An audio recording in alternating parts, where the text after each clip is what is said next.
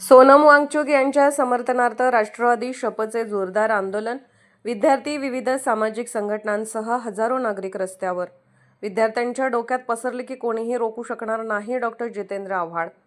सोनम वांगचुक यांचे उपोषण दडपशाहीने मोडीत काढण्याचा प्रयत्न करणाऱ्या तसेच संसदेवर मोर्चा काढणाऱ्या केंद्र सरकारच्या निषेधार्थ राष्ट्रवादी काँग्रेस शरदचंद्र पवार पक्षाचे राष्ट्रीय सरचिटणीस डॉक्टर जितेंद्र आव्हाड यांच्या मार्गदर्शनाखाली जिल्हाध्यक्ष मनोज प्रधान यांच्या नेतृत्वाखाली जिल्हाधिकारी कार्यालयासमोर जोरदार आंदोलन करण्यात आले. सोनम वांगचुक यांचे उपोषण संपवण्यासाठी केंद्र सरकारने न्यायालयाच्या आदेशाचे कारण पुढे करीत त्यांना जबरदस्तीने रुग्णालयात दाखल केले आहे. वांगचुक यांनी आपले उपोषण सुरूच ठेवले आहे. याच ठिकाणी अभिजित दिपके यांनाही मारहाण करण्याचा प्रयत्न करण्यात आला होता. शिवाय संसदेवरील मोर्चा काढणाऱ्या तरुणावर लाठीचार्जही करण्यात आला. हा प्रकार हुकुमशाहीची नांदी असल्याचा आरोप करत हे आंदोलन करण्यात आले. यावेळी आंदोलकांनी केंद्र सरकारच्या विरोधात जोरदार घोषणाबाजी केली. या आंदोलनात विविध सामाजिक संघटना, विद्यार्थी, विरोधी पक्षांचे कार्यकर्ते सहभागी झाले होते. याप्रसंगी सोनम वांगचुक यांची वेशभूषा केलेल्या कार्यकर्त्याला पांढऱ्या चादरीत गुंडाळून पळवून नेत प्रतिकात्मक निषेधही करण्यात आला. 1973 साली बिहारमध्ये आणि गुजरातमध्ये विद्यार्थ्यांनी आंदोलन केलं. ते आंदोलन पेटलं आणि त्यामध्ये इंदिरा गांधींचा पराभव झाला. तुम्ही या देशामध्ये तियानमेन स्क्वेअर करू नका. विद्यार्थ्यांवर गोळ्या झाडल्या, लाठीचार्ज केला की काय होते हे संबंध चीनने पाहिले होते.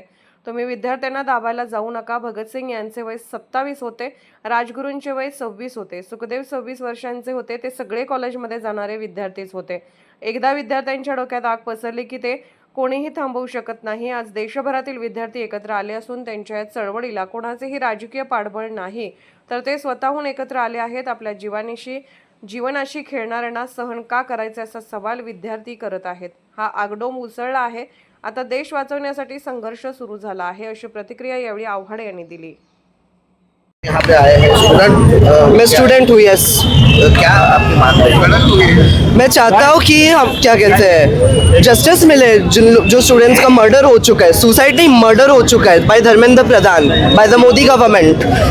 एकंदरीतच विद्यार्थ्यांवर होणारे अन्याय यावरून तुम्ही या ठिकाणी आलेला. हो, मी इथे या प्रोटेस्टला सपोर्ट करायला आलेली आहे, ह्याचा भाग व्हायला आलेली आहे. कारण की आज जे आहे आपल्या सरकाराचा जो घमंड आहे, हा घमंड आपल्या चाहिए हमें। आपको जो आप घर में बैठ के देख रहे हैं, शर्म इसलिए आनी चाहिए क्योंकि आज आज़ादी को 75 साल से भी ज़्यादा हो गए। कितने साल हो गए आप गिनो कि आपको पता भी है आज़ाद कब हुआ है ये देश। और अगर आज भी हम डेमोक्रेसी का डेमो भी नहीं दे पाए, हे सरकार संविधान विरोधी आहे, लोकशाही विरोधी आहे. पुन्हा याच्यावरती शिक्कामोर्तब झालेला आहे. तुम्ही बघितलं असेल, शेतकरी असतील, कुस्तीपटू असतील, महिला असतील, अनेकांनी अन्यायाविरोधामध्ये आवाज उठवण्याचा प्रयत्न केला, परंतु या सरकारने कुणाचाही ऐकलं नाही. खंत वाटत आहे.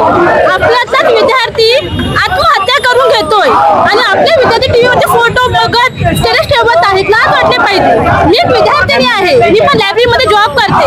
माझ्या लायब्ररीला समोरच आमची शाळा आहे. ठिकाणी आंदोलन होत आहे. महाराष्ट्रातनं सुद्धा काही लोक, काही जण खासदार आहेत, मात्र काही नेत्यांनी सुद्धा दिल्लीत जायची गरज आहे. मला वाटतं की कोणी काय आता बोलायची गरज नाही. विद्यार्थ्यांनी आंदोलन हातात घेतलंय आणि जसा मी इतिहास सांगितला की 73 साली बिहारमध्ये आणि गुजरातमध्ये विद्यार्थ्यांनी आंदोलन केलं, ते आंदोलन पेटलं आणि त्याच्यात इंदिरा गांधींचा पराभव झाला.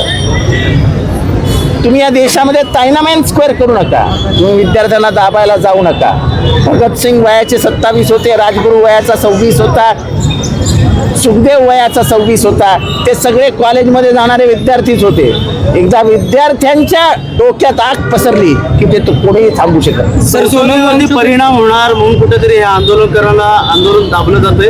कशावरती? संसदेवरती परिणाम होऊ शकते आंदोलनाचा. असं आहे की अधिवेशन वगैरे महत्वाचं नाही, तर जनमताचा जो ठिका असतो, जनमत असतं, ते दाबण्याचा प्रयत्न करू का. विद्रोह संपायला जाऊ नका. ज्याला व्हॉइस ऑफ डिसेंट म्हणतात.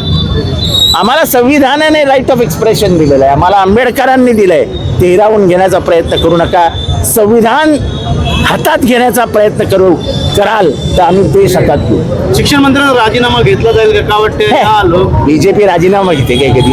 पण मात्र आता काँग्रेसवाले राजीनामा घेणारे, हृदयामध्ये मृदुता बाळगणारे, हृदयामध्ये संवेदनशीलता बाळगणारे.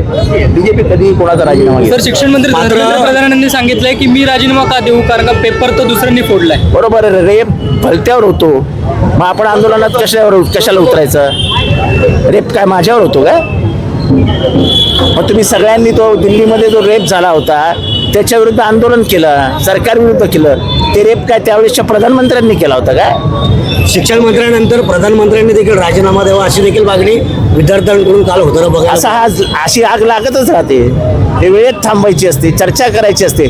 चर्चेलाच तुम्ही तयार नाही होणार तर हे शक्य नाही. सर सरकारचा मंत्री त्या ठिकाणी कारण का त्यांना घेणं देणंच नाहीये. जनमताशी जनभावनेशी त्यांना घेणं देणंच नाहीये. सर काही विधेयक पास होणार आहे त्यामुळे लिमिटेशन त्यामुळे आमदार ते बघू तेव्हाच्या बघू. असं आहे की त्यांना आमदार फोडाफोडी महत्वाची वाटते, पण पेपर फुटला तर त्यांना काय वाटत.